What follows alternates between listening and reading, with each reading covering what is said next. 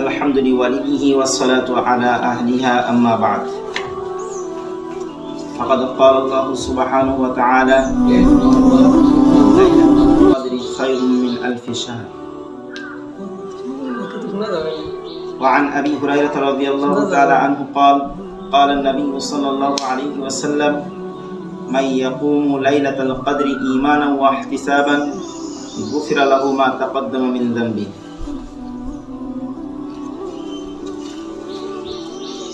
প্রিয় বন্ধুরা, আমরা সকলে অবগত আজ আমাদের থেকে 26তম রমজান বিদায় নিতে চলছে, আর 27তম রজনী আমাদের সামনে আগমন।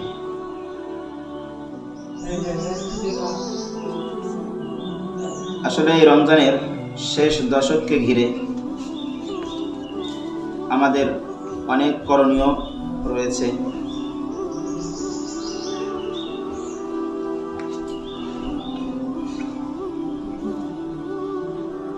যে শেষ দশকের বেজর রাত্রিগুলোকে রাসূল আরবি সাল্লাল্লাহু আলাইহি ওয়াসাল্লাম গুরুত্ব দিয়েছেন। মুত্তাফাক আলাইহি হাদিস তথা বুখারী মুসলিমের হযরত আয়েশা সিদ্দিকা রাদিয়াল্লাহু তাআলা আনহা থেকে একটা riwayat বর্ণিত হয়েছে।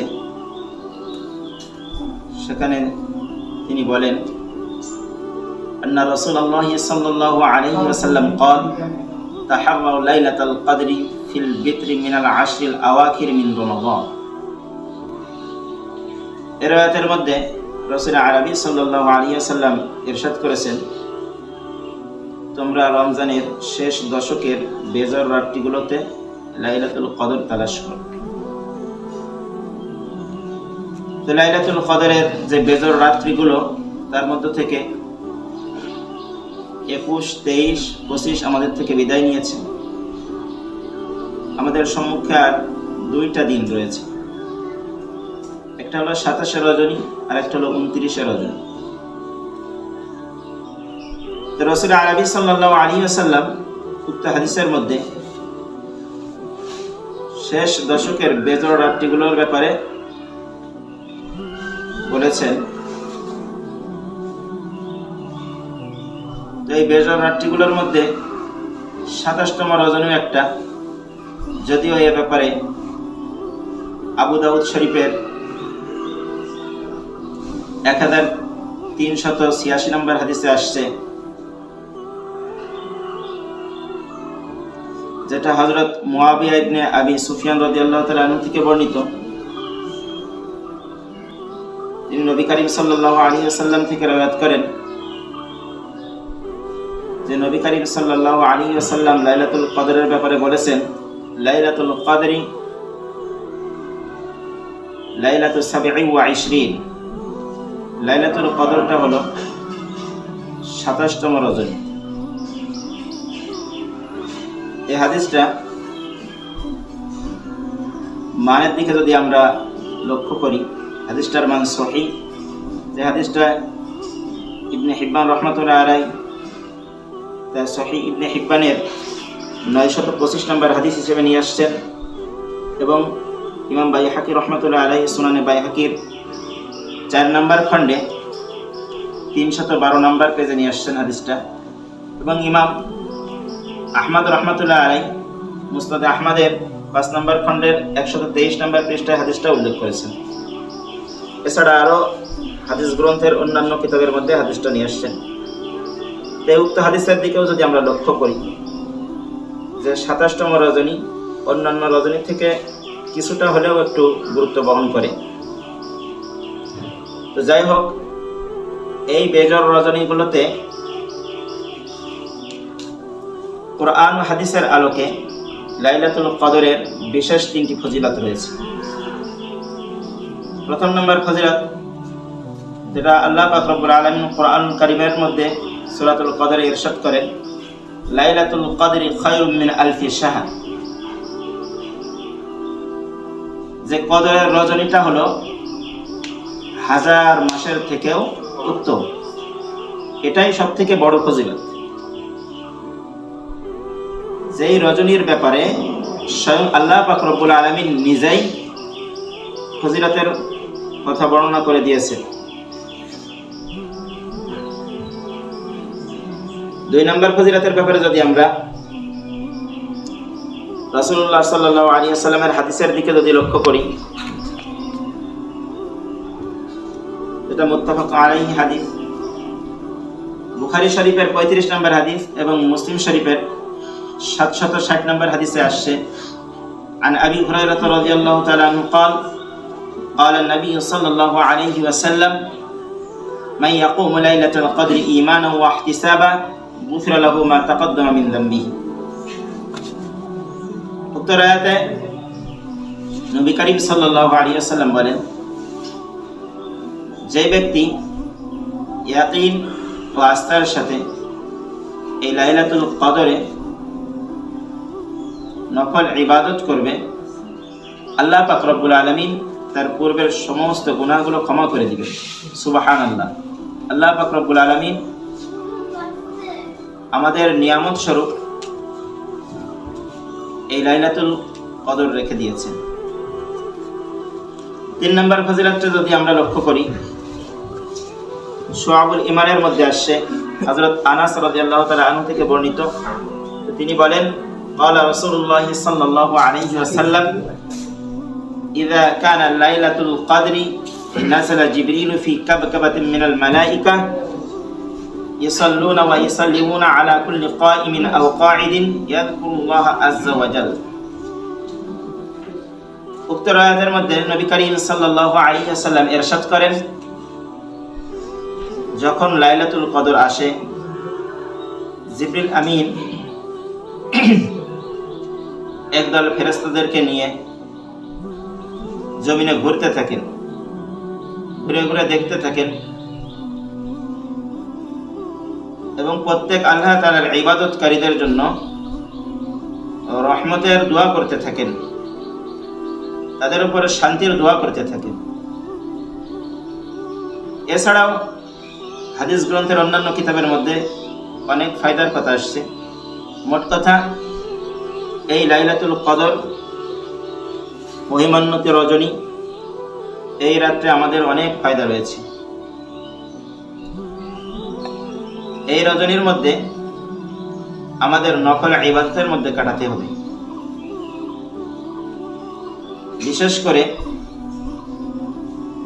নফল ইবাদতের মধ্যে আমরা আমাদের সালাতুত তাসবিহের নামাজটা আদায় করতে পারি। এছাড়া তেলাওয়াত, জিকির, আজকার এবং নিজের প্রিয় আমল সমূহ যেগুলো রয়েছে, এই প্রিয় আমলগুলো করতে পারি। দান সৎকার দিকটাও আমরা লক্ষ্য রাখতে পারি।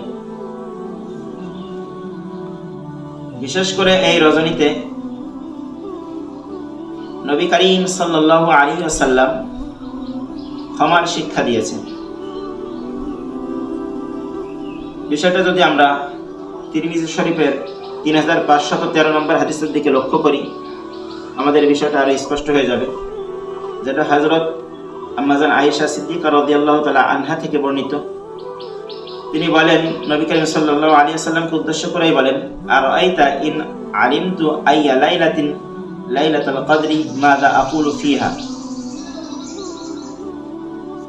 যে হযরত আয়েশা সিদ্দিকা রাদিয়াল্লাহু তাআলা আনহা নবী করিম সাল্লাল্লাহু আলাইহি ওয়াসাল্লামকে বলেন, আমি যদি কোনো ক্রমে বুঝতে পারি যে এটা লাইলাতুল কদর, তাহলে আমি এই রজনীতে, এই রাতটা আমি কি বলবো, আল্লাহ তাআলার কাছে কি বলে দোয়া করব। তখন নবী করিম সাল্লাল্লাহু আলাইহি ওয়াসাল্লাম আম্মাজান আয়েশা সিদ্দিকা রাদিয়াল্লাহু তাআলা আনহাকে বললেন, কুলি আল্লাহুম্মা ইন্নাকা আফুউন তুহিব্বুল আফওয়া ফা'ফু আন্নী। হে আয়েশা, তুমি এই দোয়া তথা আল্লাহুম্মা ইন্নাকা আফুউন তুহিব্বুল আফওয়া ফা'ফু আন্নী বেশি বেশি পাঠ করো। অর্থাৎ, আল্লাহ আপনি ক্ষমাশীল, আপনি ক্ষমা করতে ভালোবাসেন, কাজে আমাকে আপনি ক্ষমা করে দিন। নবী করিম সাল্লাল্লাহু আলাইহি ওয়াসাল্লাম হযরত আয়েশা সিদ্দিকা রাদিয়াল্লাহু তাআলা আনহাকে এই দোয়াটা বেশি বেশি পড়ার জন্য বলেছেন। এখান থেকে আমরা বিষয়টা উপলব্ধি করতে পারি যে এই রজনীতে বেশি বেশি আল্লাহ তাআলার নিকট ক্ষমা চাইতে হবে। তবে আরেকটা গুরুত্বপূর্ণ বিষয় হলো, আমরা অনেক সময় বিশেষ করে আমাদের মা বোনেরা দ্বিধাদ্বন্দ্বের মধ্যে ভুগতে থাকে যে এই রাত্রে আমরা কদরের নামাজ কিভাবে আদায় করব। আসলে বিষয়টা অনেক সহজ। স্বাভাবিকভাবে সালাতুত তারাবিহ এর পর থেকে নিয়ে যা কিছু নফল ইবাদত হয় বা তাহাজ্জুদ বলেন, স্বাভাবিকভাবে এই নিয়মেই আমরা যদি স্বাভাবিক নফল ইবাদত করি, নফলের নিয়ত করে নামাজ পড়লে সেটাই হবে কদরের নামাজ। এর জন্য বাড়তি কোনো আলাদা কোনো নিয়ত নাই, আলাদা কোনো সূরা কিরাত নাই। আমরা অনেক সময় এই দ্বিধাদ্বন্দ্বের মধ্যে ভুগি যে আমি তো সূরা কদর পারি না, আমি তো সূরা ইখলাসও ভালো করে পারি না, যে সূরা কদর 11 বার 9 বার 10 বার বা আরও হাবিজাবি যে বিষয়গুলো রয়েছে, অনেক সময় সংখ্যা নির্দিষ্ট করা, এইভাবে বিষয়টা আমরা জটিল করে নিয়ে থাকি। আসলে বিষয়টা এমন নয়, বরং সহজ বিষয়। আমার যেই সূরা কিরাত আমার জন্য সহজ হয়, আমার জন্য যেটা সুবিধা হবে, আমি সেই সূরা কিরাত অনুযায়ী আমি নফল নামাজ আদায় করব, নফল ইবাদত করব। শরীয়ত আমার জন্য সহজ করে দিয়েছে, আমি কি জন্য কঠিন করতে যাব বিষয়টা।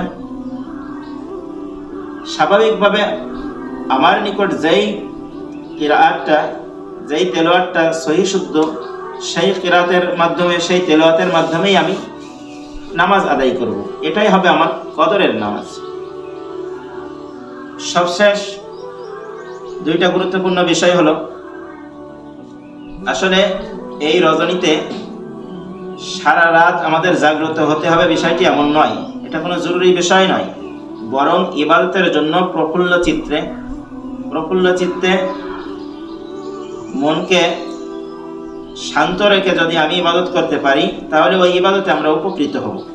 কাজেই নিজেকে কষ্ট দিয়ে ঘুম ভাব রেখে ইবাদত না করে যতটুকু আমি শান্তিপূর্ণভাবে ইবাদত করতে পারি, এটাই আমার থেকে কাম্য। আর 2 নম্বর বিষয়টা হলো, আমরা অনেকে নফল ইবাদতের ব্যাপারে অনেকে এই ধারণা করি মসজিদে ইবাদত করতে হবে। এটা সম্পূর্ণ ভুল ধারণা। নফল ইবাদতের ব্যাপারে আমরা নিজের বাসা বাড়িতে নিজের প্রিয়জন আপনজনদেরকে নিয়ে নফল ইবাদতের পরিবেশ তৈরি করতে পারি। মসজিদেই যে নফল ইবাদত করতে হবে এর কোনো বাধ্যবাধকতা আমাদের দেওয়া হয় না। কাজে আমরা চেষ্টা করব যেখানে আমার ইবাদত সহজ হবে, আমি যেখানে বেশি ইবাদত করতে পারবো সেখানে আমি ইবাদত করব। চাই সেটা মসজিদ হোক, চাই সেটা নিজের বাসা বাড়িতে হোক বা অন্য কোনো জায়গায় হোক। তো এই রজনীতে আল্লাহ পাক রব্বুল আলামিন যেহেতু আমাদেরকে নিয়ামত স্বরূপ দান করেছেন এই রজনীটা, এই রাতটা আমাদেরকে বেশি বেশি আল্লাহ পাকের নিকট ক্ষমা চাইতে হবে। রমজান আমাদের থেকে বিদায়ের পথে, আমরা যদি নিজেদেরকে ক্ষমা না করাইতে পারি তাহলে আমাদের মতো হতভাগা, আমাদের মতো দুর্ভাগা আর কেউ হবে না। কাজেই গুরুত্বপূর্ণ বিষয় হলো আমাদেরকে আল্লাহ তাআলার নিকট বেশি বেশি ক্ষমা চাইতে হবে। আর ক্ষমা চাওয়ার পূর্বে এই ইস্তেগফারটা পরিপূর্ণ হওয়ার জন্য বিশেষ 4টি পদ্ধতি অবলম্বন আমাদের করতে হবে। একটা বিষয় হলো, আমি যেই গুনাহের মধ্যে লিপ্ত, যেই অন্যায় কাজে আমি জড়িত, সেই অন্যায় কাজে আমার প্রচন্ড পরিমাণে অনুতপ্ত হতে হবে। আমি যদি অনুতপ্ত না হই, অন্যায় করলাম, হাসি খেলার মধ্যে কাটাইলাম, খেলতামাশার মধ্যে কাটাইলাম, প্রফুল্ল চিত্তে আমি ঘুরলাম, অন্যায় করে বেড়ালাম, আবার তওবাও করলাম, ইস্তেগফারও করলাম, এটা গ্রহণযোগ্য নয়। বরং আমাকে ওই অন্যায় কাজের প্রতি, ওই গুনাহের কাজের প্রতি আমার অনুতপ্ত হতে হবে। 2 নম্বর বিষয় হলো, আমার ওই গুনাহের বিষয়টা পরিপূর্ণভাবে ছেড়ে দিতে হবে। আমি ওই গুনাহের কাজ চালাইতে থাকলাম, আবার আল্লাহ তাআলার নিকট ওই গুনাহের ব্যাপারে তওবা করলাম, ইস্তেগফার করলাম, ক্ষমা চাইলাম, এটাও আমার থেকে কাম্য নয়। বরং ওই গুনাহ পরিপূর্ণরূপে আমার থেকে বর্জন করে দিতে হবে, ছেড়ে দিতে হবে, তারপর আল্লাহ তাআলার নিকট তওবা ইস্তেগফার করতে হবে। 3 নম্বর বিষয় সেটা হলো,